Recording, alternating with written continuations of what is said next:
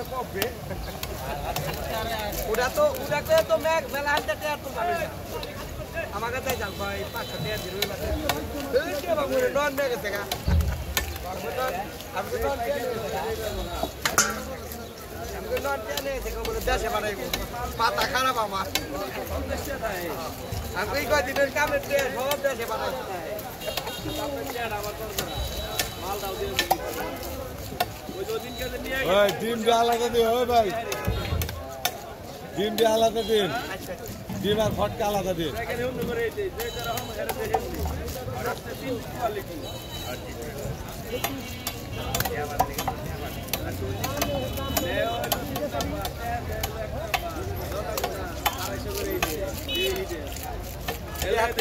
ঘুরাই দিচ্ছে আপনি তো বুঝেন নাই তো